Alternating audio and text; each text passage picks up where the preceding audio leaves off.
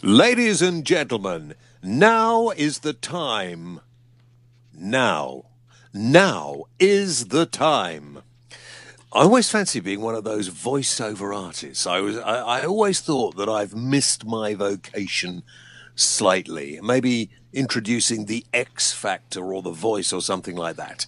Sort of, ladies and gentlemen, now is the time for the James Whale Radio Show.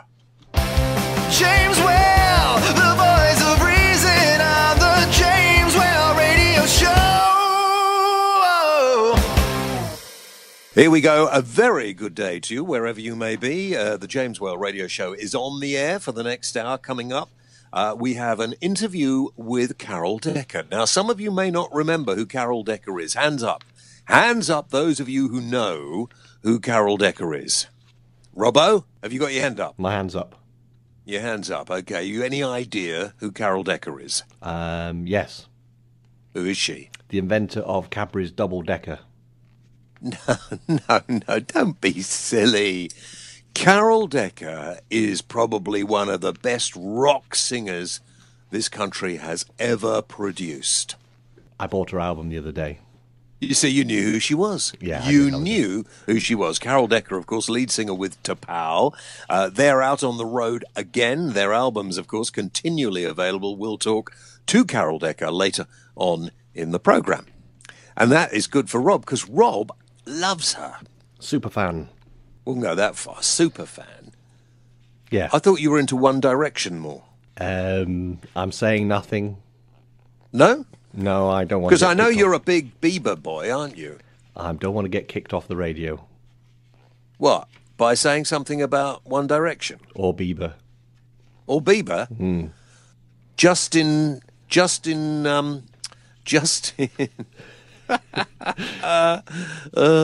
What you really mean is Bieber what? Wasn't Bieber a well-known store back in the 60s and 70s? Yeah, that was great. Yeah, Justin Bieber. Dear me. You'd have to... Listen, I don't think you'll get into trouble at all. I don't think any self-respecting music fan would admit now to having anything good to say about him. Bieber should go in one direction. Yes, Bieber should go in one direction. Bieber should go as far away as he can. Of course, you could always Facebook me, by the way, if you don't like it. I might get onto those on Facebook who occasionally criticise me, most of them over the age of about 70. But never mind. Listen, welcome to the programme. Nice to have you with us, wherever you may be. And we want to say hi to listeners to Pure Music 24/7, who've just signed up. One of the myriad of radio stations who take this programme, and Whitney Radio as well.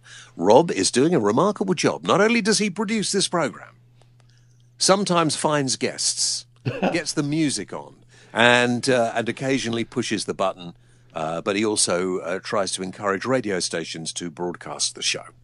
Thank you. That's all right. You want to be on with us? All you've got to do is get in touch. In fact, easy to get in touch. Why don't you email me, jameswhaleradio@gmail.com. That's the one, isn't it? That's correct, yeah. That's the one. Yeah. Okay. So jameswhaleradio@gmail.com. Same if you want to get in touch with my agent because you want me to come and have dinner with you. I've got a new money-making idea for myself, by the way. Have you? Yeah, I just came up with it the other day. People will pay a fortune to have people like Myleene Klaus, well, I would as well, and Tom Jones, Kylie Minogue, all sorts of, to come and have dinner with them. Right. And apparently they'll pay something upwards of 50 grand to invite their favourite celebrity to have dinner with them. So I thought, as I'm almost a celebrity, I'll do it for a few £100. Done.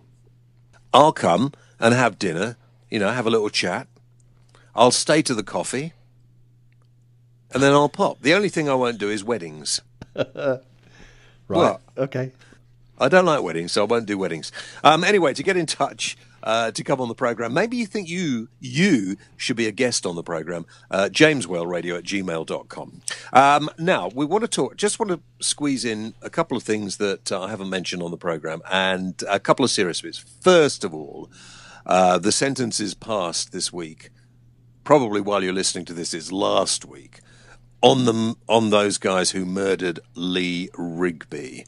And there's been an enormous amount of talk about it on the radio, online, on TV, in the newspapers. And one of the guys, both called Michael, strangely enough, one of the guys got an all-life term, which means that he will die in prison. He will be there in prison until he coughs his last. He will sit in a prison. He will be there. He will not go out of that prison. He will they're both in their 20s, I think. He will go into his middle age. He'll go into his old age, and then he'll become infirm, and he will die, and he will do that within the confines of a prison.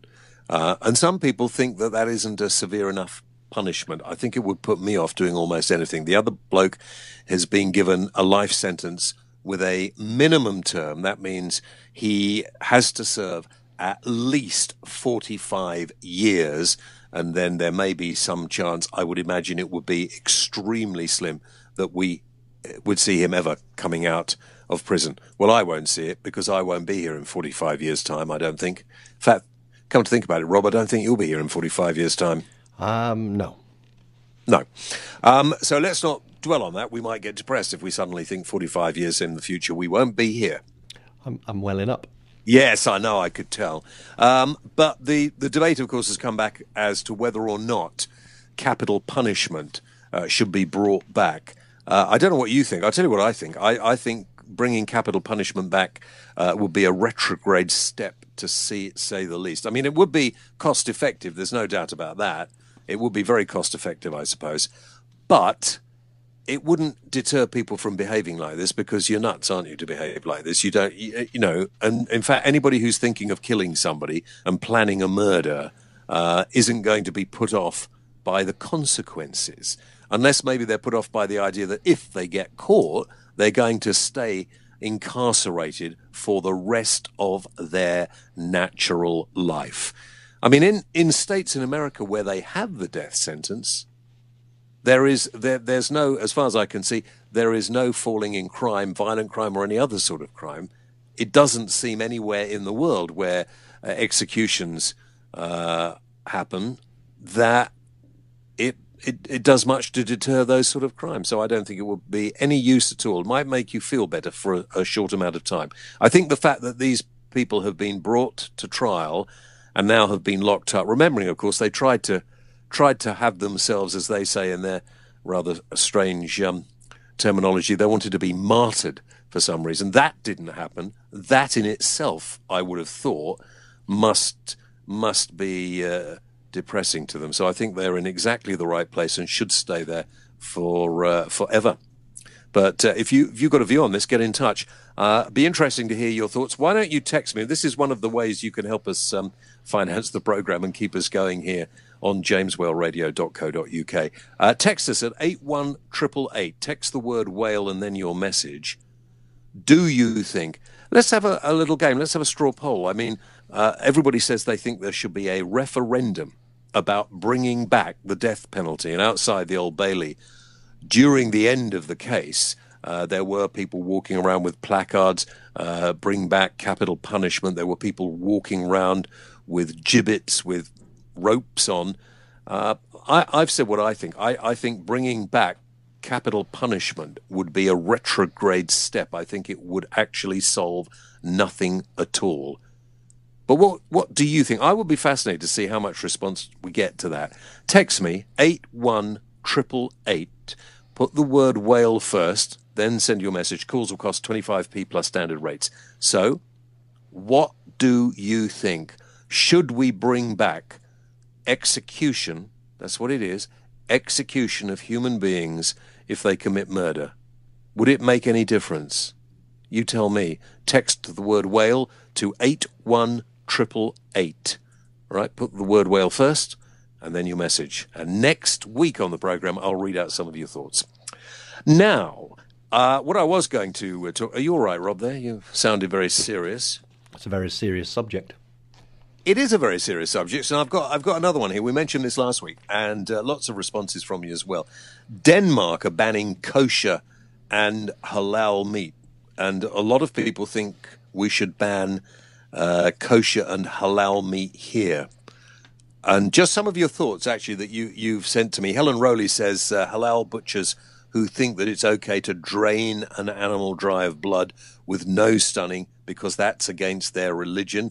Well, let's look at it this way. Would you prefer to take morphine when you're dying, or would you prefer to be hung upside down, have your throat slit and drained of blood? Remember, you may be hanging around for a while until you die. Helen, that's cheered me up no end. Melody Powell says, yes, let's get back to being Great Britain. After all, we are the only country that caters for everyone except ourselves. So some of your thoughts. In fact, I haven't found anybody, actually, who doesn't think that we should allow kosher and halal meat here. David Massey says, my opinion is that government and society can no longer pander to the multitude of religious beliefs. The secular approach is best, unless they can prove that their particular God is real and not just a figment of a collective delusion. People can bother whatever fictitious God they wish in their own time. But the assumed expectation to tolerate bizarre rituals and mutilations is galling. Female circumcision is banned, and male circumcision should follow it unless for specific medical reasons. Halal and kosher slaughter should also be stopped. So that's the thought of David Massey. Your thoughts as well. Does it matter to you one way or the other? And if it does, can you explain to me why? Text the word whale to 81888 and let me know your thoughts. Calls cost 25p plus standard rates, and that helps keep the programme on the air. Let's tie into this, and I don't know whether you saw this. In fact, I know you saw this because you rang up and spoke to the butcher. There's a butcher in Suffolk who has been in the news recently, and I don't know if anybody saw this, but it was a fascinating, and it kind of ties in with this, a fascinating thing. A butcher in Suffolk, an old-fashioned butcher. If only we could find one. There have been complaints against his shop. His shop has been there in his family for over 100 years, and he has, hanging up in the window of the butcher's shop, surprise, surprise, dead animals. And there have been lots of complaints. There are a couple of pigs' heads, rabbits, pheasants, ducks, lots of game, the occasional deer, not to mention the odd shoulder of lamb or whatever. And some people have complained. And so the shop has had to take down their window display because people don't want to see, and I think I quote, mutilated carcasses hanging in the window. Well, where do you think your meat comes from? I suppose a lot of people now go into a supermarket and find something so distant from a living thing in the pre-packed cellophane of a supermarket shelves that they forget that actually that came from a living thing who had to be slaughtered so that we could eat. I eat meat, but I have been to an abattoir. I have had, on occasion, to kill an animal to eat it. I used to keep chickens. It's not something I want to do, and it's not something I enjoy doing, but sometimes when I kept my own chickens, occasionally we would eat them. It was necessary to do that. And I think people need to know where your meat comes from. And if you can't stomach the fact that something has had to die to eat that, then maybe you should become a vegetarian. Rob, you phoned the butcher, didn't you? I did. What did the butcher say? Well, first of all, I can tell you he was a very, very busy man. While I was on the phone with him, he was... Lots of people going into the butcher's shop. Lots of people going into the butcher's shop. The till was ringing continually. Unfortunately, it's all the media attention's had a bit of a knock-on effect with his trade because he's just continually answered phone calls and press and people turning up at his door. So I kept the call to the minimum, hence why he's not on the show. The good news is the window display is going to go back up. and that the support from the locals and the global population has been of a supportive nature. Good. I think it should be. We've had a lot of response here at James Whale Radio as well, haven't we? We've had quite a lot, yes. Over 200 people. Yeah. Stevie Boyd says, looks good to me. A proper butcher. Christine Cameron said, it's called the circle of life, folks. We have a choice of what we eat or don't eat. It's somebody's job. Thank God we have freedom of speech. Unfortunately, we have taken the whole politically correct nonsense to ridiculous levels. I agree. I think it's ridiculous. Yvonne Warwick says, I would complain, and I know it'll upset a lot of my veggie friends. Arthur Sutherland says, traditional butchers are almost gone. I remember one in Edinburgh, which was next door to the Playhouse when it was a cinema in the 70s, had some skinned rabbits hanging in the window with a sign which read, you've read the book, you've heard the music, you've seen the film, now eat the cast. Oh, dear. The film showing next door was Watership Down. Nobody complained. I'm just looking through some of the many replies. Colin Trim says, what is he supposed to display in his window? The latest fashion in clothing. You know, the interesting thing is we've got so used to meat not looking like meat that we do. Some people get really upset. And one of the people who complained in this story was a guy in his 30s who said, my daughter finds it difficult to go past the shop to the sweet shop. Well, then you need to explain to your daughter where her food comes from. You've got a young daughter, haven't you? I have. We sit at dinner table and she's eating a beef dinner or a chicken or pork, and I tell her, you're eating a cow. And she goes, really? And I explain where the food comes from. She's seen the Lion King. She knows what the circle of life is. She's not stupid. And I don't think most kids are. Once you've explained it to them, shouldn't be a problem. You want to be careful. I mean, you'll have social services knocking on your door if you're not careful. That's what she says to me. She says, Dad, I'm phoning social services. This one's from Reese, and Reese says, the issue is our children wouldn't be shocked by this kind of display. We're so removed from where our food comes from. This would be perfectly acceptable in Spain, France, or Italy.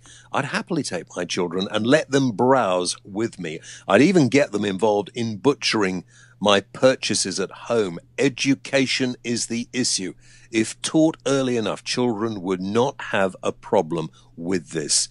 And I think that's how most people feel. If you would like to put the other point of view, and I'd like to hear if you do, text me, 81888, texting the word whale first, and then your message. Now, I think it's time for a commercial break, huh? A commercial break? A commercial break. Want a free copy of my book or any other audio book? Yes, please. Now, this is a commercial. Don't interrupt the commercial. You're not allowed to do that. Okay. Want a free copy of my audiobook, or any other audiobook for that matter? Well, visit my website, jameswhaleradio.co.uk. Click on the Audible link, and by registering with Audible, you get a free book. Look for my book, James Whale, Almost a Celebrity, and download it for nothing. It's like a book club, and the first book is free. And the best bit, if you don't want to be a member, cancel, and you get to keep the book. It'll cost you nothing. And if you're already a member of Amazon, you don't even need to register. So pop over to the website now, jameswhaleradio.co.uk, click on the Audible link, and get yourself a free audio book. You should do that for a living. No, I can't. I really can't. Did I said hi to Whitney Radio and Pure Music 24/7, didn't I? You did? I did. I want to say hi to all those people listening to us via Audio Boo, and, of course, our very good friends at talentgb.com. Have you actually been to talentgb.com's website? I have. There's loads of things on that. You should go to TalentGB's website and check out all the artists. It's a good place. If you have a band, if you're a comedian, if you're a juggler, if you do something in the world of entertainment, go to talentgb.com and find out how you can get publicity for your act. What are they called? talentgb.com. Yeah, very good indeed. I think it's probably time for a bit of music. What do you think? Oh, I'm looking forward to this. You are, aren't you? Okay, I could do the whole DG bit,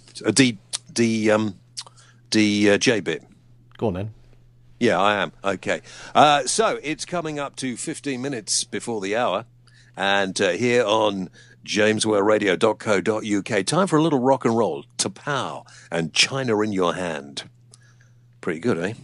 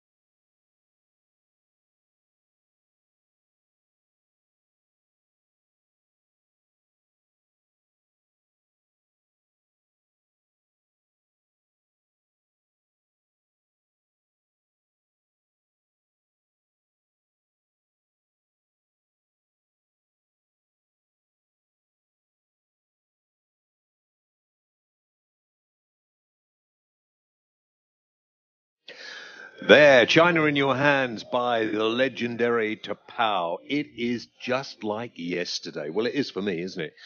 In fact, why don't we now bring back... Hello, Carol. How are you? I'm very well, thank you. The sun's shining. It's not raining for a change, so I can't grumble.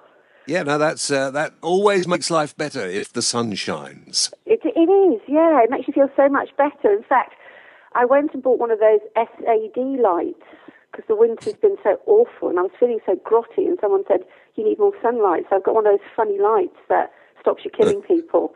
But obviously, when the sun comes out, that's the better light, isn't it? Now, Carol, if my memory serves me correctly, you live in the Thames Valley where all the flooding has been. How is it for you? It's awful. I'm lucky. I'm up a hill, so I'm fine. And I'm sort of, but down in Henley, half the streets have been covered in water, obviously down near the river, and then the surrounding areas, which I'm sure you know because of your BBC Bark stuff. Sonning has been completely flooded. So getting around the area has been really tricky. Getting to the M4 has been tricky, and also getting to the train station if you're a commuter in either Henley or Shipley or Twyford or Reading has been awful. The backlog of traffic's been terrible, but hopefully it's retreating behind us now. Well, let's hope so. I was just trying to think when we first met, and I remember, you may remember it differently, I remember walking in to a hotel in Leeds. Yes. Gosh. And you and your band were there. I think you were behaving badly. I resemble that remark. and I remember walking into your TV show and there were half-naked women everywhere, so you were behaving badly. I resemble that remark as well. Times have changed. Yeah, well, they've moved on, haven't they? And who'd have thought that, 26 years later since we first met, that we're both still kicking around. So we must be good at something, James. Life in general is far more serious than it used to be. Well, we've got health and safety and political incorrectness, haven't we, that we all have to adhere to. And, from my point of view, particularly the music business, I've noticed this when I was watching the Brits just recently, that there was only the Arctic Monkeys acting like a rock and roll band. Everybody else is a brand, and it's all very clean, and it's all about making money. I mean, we all have to make money. I'm not stupid, but it's just also branded and corporate. And I miss the fights between Robbie and Blur and Oasis and Jarvis Cocker mooning at Michael Jackson and me trying desperately not to fall down the stairs at the Albert Hall in my high heels and singing China in Your Hand. That's how you should be when you're a rock band. How do you talk to you're a mum now, and not wishing to be disparaging. I mean, how do you talk to your children about your days as a rock and roll sex symbol? Well, I had my kids kind of late, so Scarlett's only 15 and Dylan's only 11, so, my glory days were long gone before they came along, but of course, due to the internet and YouTube and everything, they still see me, and of course they come to concerts and things like that. And they're very proud of me, but if I can just say that I never showed a lot of flesh. I showed a bit of leg, and I showed silhouette, but not flesh. So I never did anything. There's nothing out there that they could ever find where I'm looking tarty or inappropriate. I just think I went for attractive, as a woman, and being like most other women, hoping I look all right. We could go on for hours there with a psychologist about why we should all feel like that, but that's life, I went for looking attractive, but I more have to talk to them about don't drink as much wine as Mummy did. Yeah, but what I was meaning really, Carol, was that you went for the sort of hot rock chick look more than anything else. And I suppose it had more to do with the mindset of rock and roll rather than what people were wearing at the time. No, like I said, I never showed flesh. I defy you to find a naughty picture of me. It was just all, looking a bit rock Black sticky. leather. But I definitely was one of the lads. So, I propped up my fair share of bars and drunk my fair share of booze and had my fair share of hangovers. And that's, if they did half the things I did, I'll just have my head in my hands. But who knows? Because when you're young, you want to try most things, don't you? Yeah, but when we were both younger, you wouldn't have been so upset, I suppose, by what people wore. It was slightly easier, wasn't it? Well, having said that, Carol, I mean Miley Cyrus swinging about on a wrecking ball now has got people going and is thought to be fairly near the knuckle. Maybe it's the way rock and roll is presented now compared with how it used to be. Well, I think it's because we had Madonna. Come on, Of we course. had Queen, didn't we? And Yeah. nothing that Lady Gaga or Miley Cyrus does. We've seen it all before if you've been around for long enough. But the big thing about Miley Cyrus, of course, is that she's come from being a child star, a Disney star, and she couldn't have gone for a more extreme opposite to who she was, and she's obviously done that on purpose. Because it's funny, because my little boy is only 11, and he's really quite a prude, and he was going, "Mum, have you seen Miley Cyrus?" And I'm not even remotely fazed by it, but Dylan was really shocked because of the extreme that she's gone to shake off, who she was. It's just a publicity stunt, but there you go. Do you miss the days when you were sort of headlining, when you were being rushed from the tour bus into the venue, lots of security guards, you couldn't go out on your own to power were like the biggest thing? Do you miss all that? Well, it's hard because, I was ambitious and I was very, very successful. And the music business is a very fickle industry. And so you have your moments, and I have been distilled down to one song, but if I can for a moment blow my own trumpet, we were together for 6 years, we had 3 top 10 albums, and 10 and top 20 singles, Bridge of Spies was quadruple platinum, Rage, the second album, went platinum, even the third album, when it was all over, went gold, still got in the top 10. So we sold loads and loads of records, and we did really, really well. And it is hard to come to terms with that being over. And I was pretty depressed, and all of a sudden people aren't returning your phone calls anymore, and you stop getting your Fortnum and Mason Christmas hampers from the record company. That really hurt. I used to really look forward to those. And it really, really was awful for a couple of years, and I definitely lost myself for a while, But then I was very fortunate. I had really good friends, really good family. I went out to LA, started writing songs with other people, just tried to forget about it. And then, I met my now husband, who we've been together for over 15 years, and one of his best mates, he now works for some bloke called Elton John that I've never heard of. But anyway, 15 years ago, he started to manage me, and he put me back on my feet. And I learned that there's still my core fan base out there.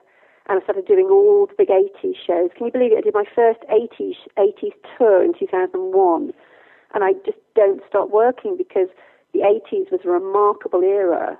And everybody still loves to hear the songs and see a few of us still sing them. So my life is very good. It's very full and I'm very busy.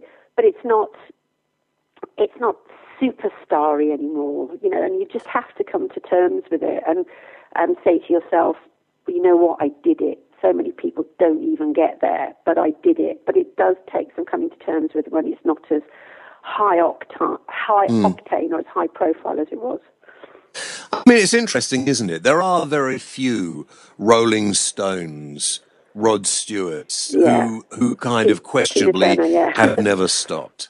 Yeah.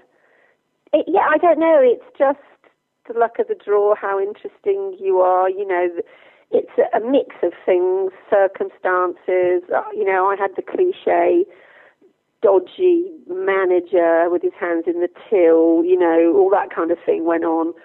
But then you have to, take responsibility for yourself as well. And I didn't seem to ever come up with anything that people were interested in again. So that was down to me. And after a while, I just gave up trying to come up with something new because it was exhausting and seemed pointless. So then I accepted that, well, at least I'm remembered for all the hits I did have, and I did have some, and I've learned to enjoy it.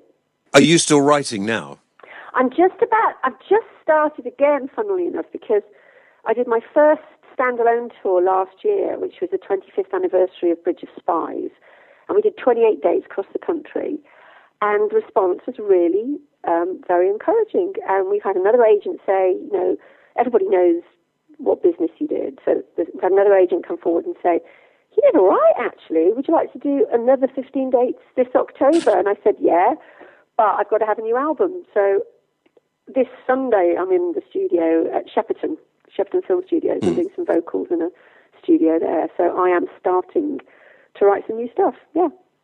Good, because of course now everything we do, I mean, this program, for instance, is broadcast on radio, it's online, it's on Facebook. You can get it anywhere in the world. Well, I like to think anywhere in the universe. So you could say that now today we are all more in charge of our own destiny. You are, actually, and I know, and I can say to you, because you've been in situations where you've been in the mainstream and the prime time and then had to rethink when that's not working out anymore. So we can survive like that, you're quite right, and then you can also build back up from there. And it surprises me sometimes how busy I am and the response I get, and, like thousands of followers I've got on Twitter and things like that. So you can keep your career going, which is brilliant. I do miss being bankrolled, though, I have to say, by the record companies. When you say, I want to make a video, I want to do this, I want to do that. It's like, okay, I mean, you have to pay it all back, of course, but at least somebody just flings the money at it and you can get on with it. Whereas now we have to think, who can we rope in to do this for beer? Are the guys, the original members of T'Pau, are they still with you? No, we broke up in 1991, and it was quite acrimonious. So a couple of the guys I've not seen since then. We parted company at Heathrow Airport at the end of the Promise tour, and I've not seen them since. But the former drummer, Tim Burgess, he lives in Toronto, and we're great pals. And he actually went on to work for Virgin Records, who he was signed to, bizarrely. And Ronnie Rogers, who was my partner of 13 years, he co-founded the band and he co-wrote all of the hits. He's still my very, very, very dear friend and comes out on the road with me. So, and we manage sort of the historic T'Pau stuff together. So just Ronnie and Tim really I keep in touch with. So what happened at Heathrow Airport? What made you say goodbye to those guys, turn round, walk away, and never look back? This is a long conversation. How can I put it? Ronnie and I wrote all the songs. We wrote all the songs, and we got signed to the record company. And when we got signed to the record company, we recruited various musicians from some guys in Shrewsbury, where we lived, and some guys in London who had been recruited for us by our New London management at Harvey Goldsmiths. So, and off we went, and we started having hits, which was great. The boys then wanted more money, and they were very handsomely paid, in my opinion. And I said, well, Ronnie and I started getting all the publishing, and they could see that money coming in, so it caused an issue. But I thought that their salaries were absolutely brilliant, and they should be happy with that. And as they didn't write the songs, they weren't entitled to any of that.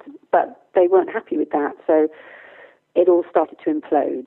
And the worst thing was when my father died of a heart attack. I didn't get a card or flowers or an inquiry about the funeral or anything, because their rancour with me superseded their manners, and by that time we all knew each other's families very well, and I knew my mum and I knew my brother.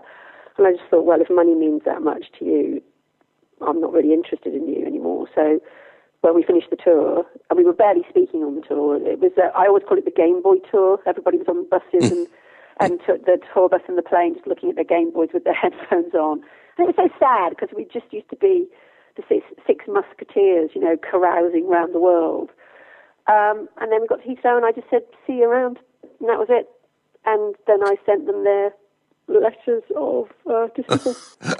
You're a hard woman. It wasn't really a band. It was a benign dictatorship, and they shouldn't have pissed me off. Well, I think probably benevolent dictatorship is possibly the way to go. Yeah, definitely. And that's what I do now, I know better now. I've always wanted to front a rock band, so it appeared to be the six of us, when behind the scenes it wasn't, and that eventually caused problems. And now I'm older and wiser, I can see it was always destined to. All right, I'm going to ask you a question now, and you have to think before you answer it. Okay. If you'd been a bloke, do you think you would still be more acceptable to record companies, perhaps more up there doing new stuff now than you are? Because you're really one of the very few rock chicks. I can't answer that question because I'm not a bloke, but I'm 56 now, so would they be interested in a 56-year-old bloke? I don't know. Maybe, they don't mind guys looking like, pop stars looking like Ronnie Wood, but they don't want an older woman. So, although having said that, I was 28 when I signed my deal with Virgin, so I was geriatric to start with. But I don't know. I don't know. I've never thought in terms of the sexes. I've never let that stand in my way, so I can't really say, There's a lot of guys still very, very keen on you.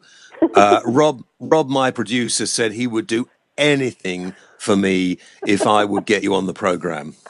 Oh, bless him. And I know that he downloaded British Spies again the other day because he tweeted me. Yeah. He's a real suck up, actually, aren't you, Rob? Leave me out. Eh? Oh, well, you'll have to keep in touch on Twitter. And when the tour dates go out, we'll get him in. We'll get him into one of the shows. We'll come along. Listen, I've just thought, why don't we do our own big 80s revival tour? I can host it. I know all the songs. I was playing them on the radio. We'll do that. We'll find you some leather trousers. Carol, you must be amazed when you hear these tracks, China in Your Hands. We're going to play Heart and Soul. I know it's your favourite a little bit later on in the show. But these records have really passed the test of time, haven't they? They are still there. People still listen to them. People still know them. Well, I think, and not just my own music, but when I get asked all the time why I think the 80s prevails, and I just think that very well-crafted pop songs with really memorable melodies, and I think as well as the music, everybody had a very individual voice and sound. Like for me now, all these big songwriting teams, I mean, we had them in the 80s, like Stock Aitken and Waterman. You could take any artist off that backing track and put another similar artist on top. You can't do that with lots of us from the 80s. I sound like me, Belinda Carlisle sounds like her, Kim Wilde sounds like her, Bon Jovi sounds like them, Heaven 17 sound like they do, Human League sound like they do, New Order sound like they, you know what I mean? We're all really individual. Yeah. So that's why I think our images prevail and our personalities prevail. And I think it was a time of structured music writing. When it tipped over into the 90s, it all got about the vibe, didn't it? Yeah, well, you don't have to tell me. That might just be, because we're getting older. I hope it isn't. But I listen, people talk about the old days, don't they? I was there. You were there. I was there on the radio in the 70s, the 80s, the 90s, the noughties, all the time. Music changes. Music moves on. But I feel quite sorry for the kids today because they're trying to do something different. And when rock and roll started back in the 50s and the 60s and the Beatles and the Stones in the 60s, I don't remember much before that, it was all new. And then to change everything, they got into the punk era. But now it's really difficult. It's really difficult for these guys to try and come up with something new that sounds fresh because most of it has been done before. Yeah, well, I think that's it. There isn't anything new under the sun, is there? And there's a lot of young artists, like LaRue, for example, who are really aping the sounds of the 80s. And the producer I'm working with right now said, I think it's about the right time for you to do another record, Carol, because there's so much homage being paid to the drum sounds and the keyboard sounds and song structure in stuff that's around at the moment. So it's all getting recycled. Do you know, Carol, I think if you came up with a really great song now and you recorded it, Carol Decker, great song, enough airplay, you'd have a hit. You would have a hit, I'm sure. And when people go on about, oh, this is new or that's new, just think about Oasis for a moment. If you listen to the music of Oasis and you really like it, then go back and listen to the Kinks, because I think you will find quite a lot of influences from the Kinks in the music of Oasis. all the Beatles, they've practically just written slightly different melody lines over all their chords, Yes. in my humble opinion, but there you go. Well, it's good of you to say so, and of course, I should never say never, but I guess I've become accustomed to that not being part of my life anymore. But, like I said, I'm in the studio on Sunday. We've got one song written that we're really happy with. I go to do if I get rid of this flipping cold, I go and do the vocals on Sunday, and we'll see. And I'm just going to have to keep my quality control high, make sure that they're all really catchy and good. Carol Decker, thank you very much indeed. Listen, let's not leave it another 20 years before we talk again. Keep in touch, and I'll follow you on Twitter. Well, that's it. We'll keep in touch on Twitter, and then we'll go and find a pub and share a bottle of red wine. You're on, mate. You're on. All right. Your favourite to Power Song is Heart and Soul, is it not? It is. Why? I just think it's cool. Even now when you hear the two vocals and a lot of people don't realise I actually invented rap. So, this is an opportunity for them to be reminded of that. I just think it's cool, and I think it's brilliant. It's well written, it's well sung, it's well played, and it's brilliantly produced by Roy Thomas Baker.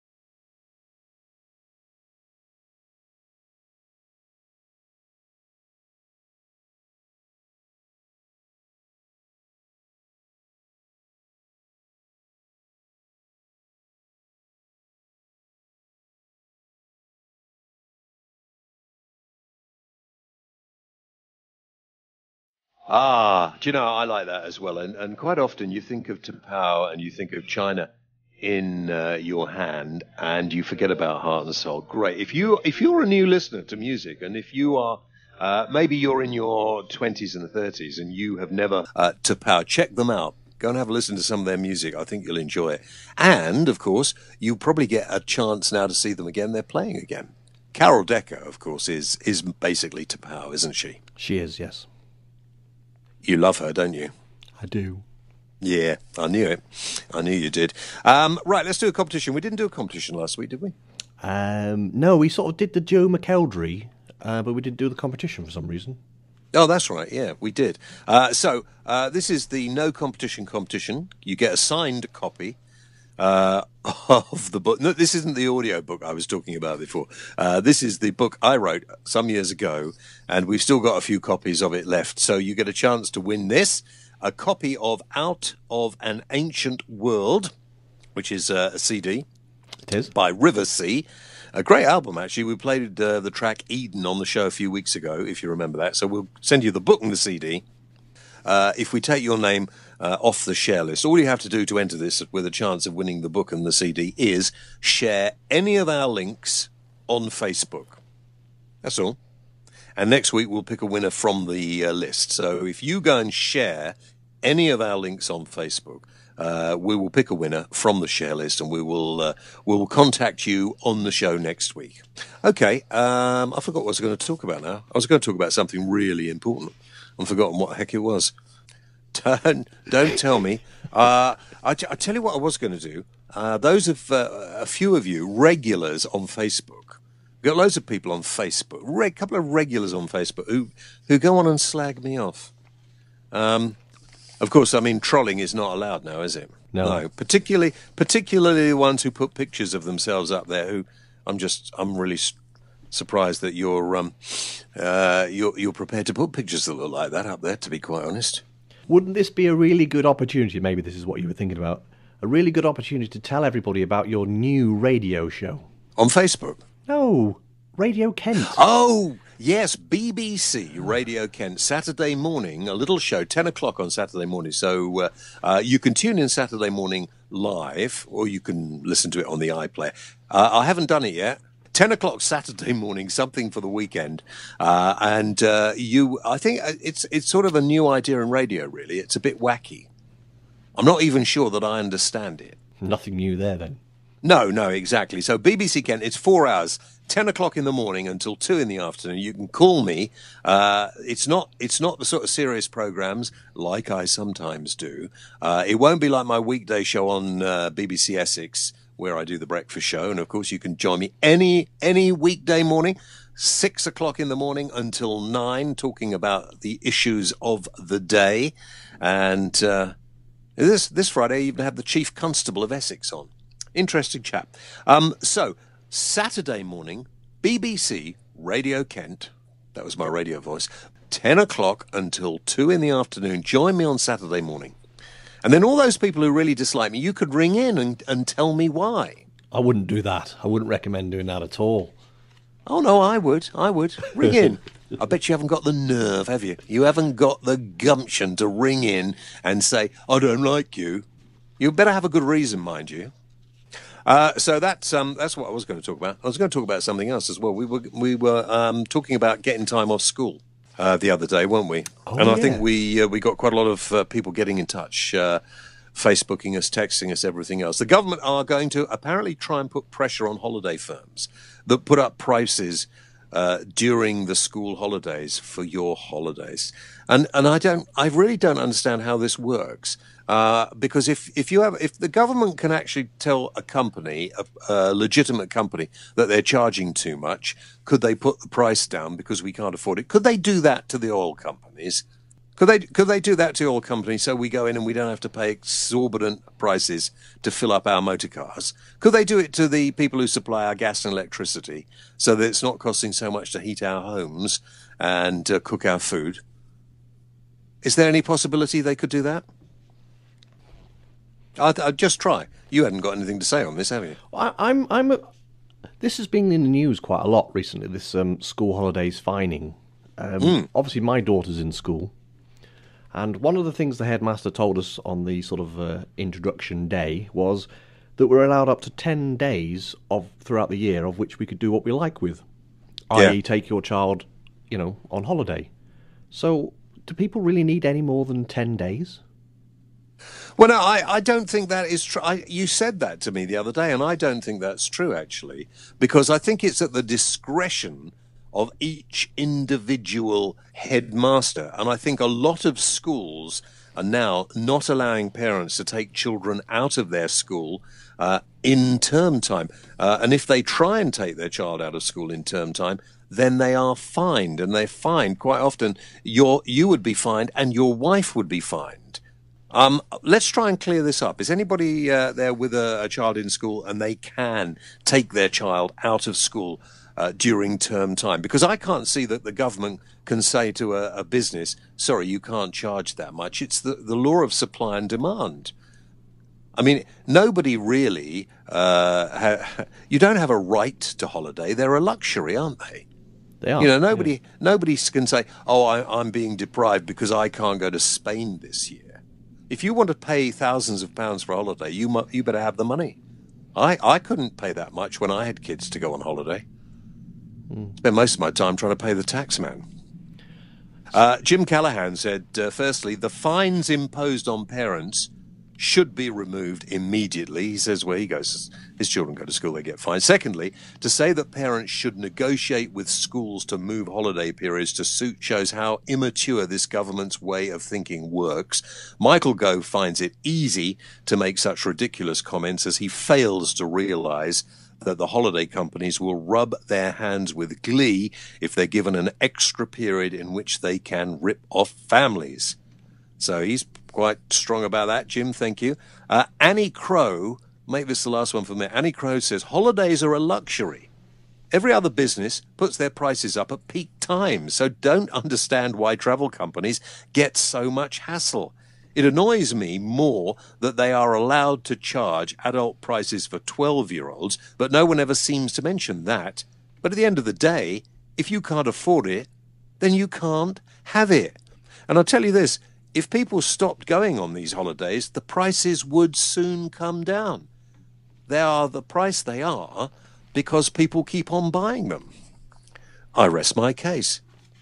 Oh, hang on. We got a couple of texts coming in. You could text me, text the word whale, plus your message to 81888. 81888. This one from Gary Leathers. He says, you're a legend.